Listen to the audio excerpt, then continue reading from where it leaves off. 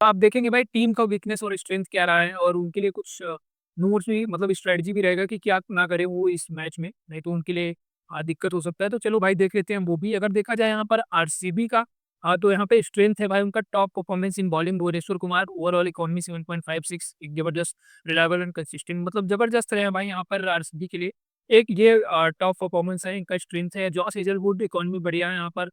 दोनों के साथ मिलके अगर देखो भुवनेश्वर, जॉस हेजलवुड अच्छा ब्रेक थ्रू दिलाएँगे और उनके देखा जाए उनके ओपनर भी इतने अच्छे नहीं हैं, फॉर्म में नहीं है, उनका स्ट्राइक रेट भी बहुत कम है।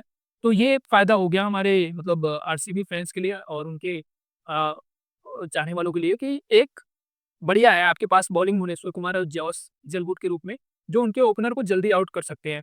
एक्सप्लोसिव बैटिंग ऑप्शंस अगर देखा जाए तो यहाँ पर भाई फिल शॉट, रजत पाटीदार और टिम डेविड है और दोनों तीनों का अगर आप देखो स्ट्राइक रेट ओवरऑल तो भाई यहाँ पर 175 का रहा है फिल शॉट का, 182 का दो पिछले साल था, रजत पाटीदार 177 का स्ट्राइक रेट पिछले साल था भाई यहाँ पे टिम डेविड का ओवरऑल स्ट्राइक रेट देखा जाए 170 का मतलब यार जबरदस्त है, फिनिशर के रूप में काम कर सकते हैं टिम डेविड। मिडिल ऑर्डर में भाई यहाँ पर रजत पाटीदार आएँगे बढ़िया एकदम बैटिंग करेंगे और एग्रेसिव स्टार्ट दिला सकते हैं फिल शॉट। तो ये रहा इनका स्ट्रेंथ आरसीबी का, जो कि भाई एकदम परफेक्ट है। वीकनेस देखा जाए भाई इनका तो इनकंसिस्टेंट बॉलिंग इन 2024 जिस तरीके से परफॉर्मेंस किया था भुवनेश्वर कुमार ने, वो एक कंसर्न रहेगा क्योंकि उनका इकॉनमी 9.35 का था और परफॉर्मेंस बहुत ज़्यादा नीचे चला गया था और जब कब वो बॉलिंग भी नहीं कर पा रहे थे और लाइन लेंथ के साथ-साथ उनका स्पीड भी बहुत कम हो गया था, तो वो देखना पड़ेगा एक। यश दयाल का है, भुवनेश्वर कुमार ने अभी जो डोमेस्टिक टूर्नामेंट हुआ है, उसमें ज़बरदस्त परफॉर्मेंस किया है। तो इसकी वजह से मैं कॉन्फिडेंट हूँ मतलब उनके लिए कि आरसीबी के लिए बढ़िया परफॉर्मेंस करेंगे। यश दयाल का देखा जाए तो इकॉनमी इनका भी मतलब 9.14 का है और कभी-कभी रन ज़्यादा दे देते हैं अंडर प्रेशर में, अगर उनको धुलाई पड़ने लगती है, तो भाई वो और ज़्यादा रन दे देते हैं और वहाँ से कमबैक नहीं करते हैं, वो और ज़्यादा रन लुटा देते हैं, तो ये प्रॉब्लम रहेगा। मिडिल ऑर्डर थोड़ा-सा अनस्टेबल है, जिसमें जितेश शर्मा का अगर देखा जाए स्ट्राइक रेट बहुत कम है और एवरेज की महज़ 17 का है 2024 में, तो थोड़ा-सा मतलब उनको स्टार्ट मिल जाता है बढ़िया, लेकिन उसको कन्वर्ट नहीं कर पाते एक बड़े रन में।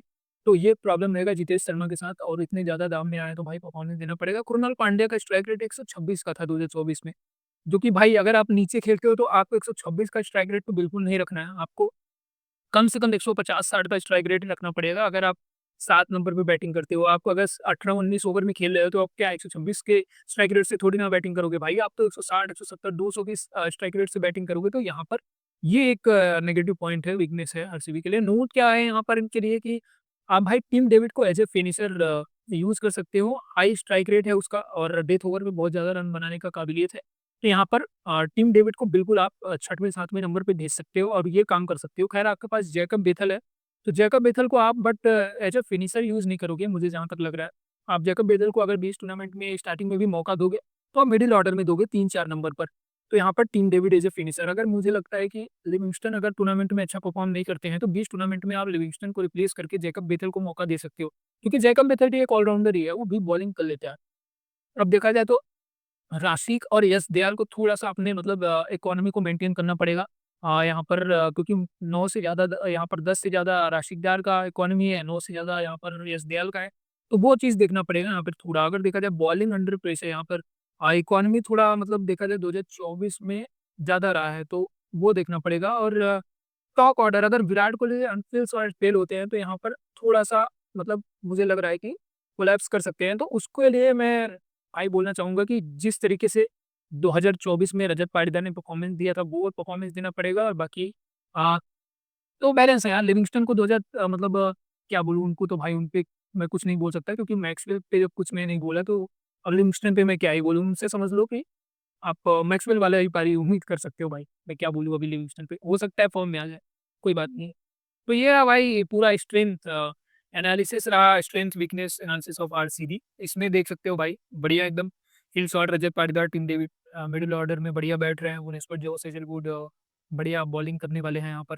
बात कर लेते हैं अब केकेआर। केकेआर भाई क्या करने वाले हैं यहाँ पर। केकेआर के लिए देखा जाए इनका स्ट्रेंथ क्या रह सकता है, तो इनके लिए सुनील नारायण इक्यानवे 6.73 का है भाई यहाँ पर देखा जाए ओवरऑल और 6.69 का रहा है इनका इकोनॉमी 2024 में, मतलब ओवरऑल से भी कम इकोनॉमी इस बंदे ने रखा है 2024 में, जहाँ सबकी पिटाई हो रही थी, सारे बॉलर्स आके भाई छक्के-चौके खा रहे थे। यहाँ पर सुनील नारायण ने भाई कसी हुई गेंदबाजी की और जबरदस्त संभाल के रखा और विकेट भी लिया, यहाँ पर कंसिस्टेंट भी रहे और इकोनॉमिकल भी रहे। तो ये रहा सुनील नारायण का मतलब ये काबिलियत है भाई उनकी और टीम इनकी वजह से भाई ये स्ट्रेंथ है टीम का। और देखा जाए वरुण चक्रवर्ती ने 2024 में ज़बरदस्त बॉलिंग किया था, 8 का इकॉनमी था उनका और विकेट टेकर है, जब भी आपको ज़रूरत पड़ती है इंडिया अभी चैंपियन ट्रॉफी में देखा जब भी टीम को ज़रूरत थी विकेट लेने की, वहाँ पर उसने विकेट लिया। वैसे ही आईपीएल में 2024 में भी उसने क्रूशियल टाइम पे विकेट लिया और टीम की वापसी कराई थी, तो यहाँ पे 2025 में भी केकेआर यही उम्मीद करेगी कि वरुण चक्रवर्ती उसी तरह से गेंदबाजी करे। अगर देखा जाए पावर हिटर इन फॉर्म, भाई इनके जो भी पावर हिटर है वो इन फॉर्म है, चाहे रसेल हो, चाहे रमनदीप हो, चाहे सुनील नारायण हो। स्ट्राइक रेट देखा जाए 185 का यहाँ आंद्रे रसल का रहा है, रमनदीप का 200 का रहा है भाई साहब, सुनील नारायण का 180 का।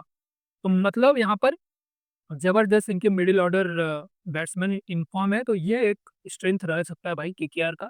और पिछले साल था, इस बार भी माई मतलब ये पाँचों प्लेयर जो मैंने अभी बताए स्ट्रेंथ इनके हो सकते हैं। वीकनेस क्या है इनका नॉर्किया का वही 13 का, इतनी बार मैं बोल चुका बहुत ज़्यादा, ये इस पे काम करना पड़ेगा नॉर्किया को। मिडल ऑर्डर थोड़ा अनसर्टेन है यहाँ पर देखा जाए अजिंक्य रहाणे और रिंकू सिंह इन फॉर्म नहीं है भाई, आउट ऑफ फॉर्म है यहाँ पर पिछले साल भी। और 123 का स्ट्राइक रेट है था अजिंक्य रहाणे का और रिंकू सिंह का देखा जाए तो 18 का एवरेज था। तो इस पे थोड़ा काम करना पड़ेगा यहाँ पे रिंकू सिंह को। अगर देखा जाए यहाँ पर नो इनके लिए क्या है तो रसेल और रमनदीप को आप भाई प्रमोट कर सकते हो ऊपर, अगर आपके ऊपर से यहाँ पर आपके ओपनर अगर 6-7 ओवर खेल जाते हैं तो आप भेज सकते हो भाई रमनदीप या फिर रसेल में से किसी एक को ऊपर और वहाँ पे वो एक्सप्लोजिव बैटिंग कर सकते हैं, आपके लिए बहुत ज़्यादा रन मार सकते हैं। तो ये रहा भाई ये मेरा सुझाव। सुनील नारायण ऑलराउंड रोल बढ़िया है भाई उनके लिए हमेशा से लोअर ऑर्डर आप उनको ऊपर भी बैटिंग में भेज सकते हो गेंदबाज की जगह, आप उनको नीचे भी भेज सकते हो, कोई बात नहीं है उसके लिए भाई। बॉलिंग डेप्थ है इनका मतलब हमेशा देखो नारायण, वरुण है इनके लिए अगर वो फेल हो जाते हैं तो थोड़ा-सा इनके लिए कॉस्टली हो सकता है। अगर सुनील नारायण और वरुण चक्रवर्ती विकेट नहीं ले पाते इनके स्पिनर, तो यहाँ पर टीम थोड़ा स्ट्रगल कर सकती है। तो ये रहा भाई proper analysis RCB versus KKR 22 मार्च को मुकाबला होने वाला है। जबरदस्त लग रही है दोनों टीम और देखते हैं ना भाई 22 मार्च को क्या हो सकता है। दोनों टीमें क्या बोलूँ इसमें भाई कुछ-कुछ इनके बैट्समैन फ़ॉर्म में है, कुछ उनके बैट्समैन फ़ॉर्म में है, बॉलिंग इनकी भी फ़ॉर्म में लग रही है, उनके पास भी बॉलिंग फ़ॉर्म में लग रही है। दोनों लगभग मेरे तराजू के हिसाब से देखा जाए तो फ़ॉर्म में है। 2024 का परफ़ॉर्मेंस अगर आप देखोगे तो केकेआर थोड़ा आगे दिखाई देगा। ओवरऑल परफ़ॉर्मेंस देखोगे तो उसमें आरसीबी मेरे को आगे दिखाई दे रही है क्योंकि सारे उनके बैट्समैन लगभग इन फ़ॉर्म है, बॉलर्स भी इन फ़ॉर्म है। 2024 वाला परफ़ॉर्मेंस देखोगे तब वहाँ पे। तो ये रहा भाई एनालिसिस, अगर आप एग्री करते हो मेरे से तो भाई प्लीज़ कमेंट बॉक्स में बताना और डिसएग्री करते हो वो भी बताना। अगर कुछ इसमें गलत है तो भाई बताना, मैं उसमें उसको सही करूँगा, रेक्टिफ़ाई करूँगा जैसा आपका कहोगे भाई। और कैसा लगा कमेंट बॉक्स में बताना। तब तक के लिए भाई अगर मेरे चैनल सब्सक्राइब नहीं किया है प्लीज़ चैनल को सब्सक्राइब कर देना और चलते हैं भाई। Thank you so much. Bye bye.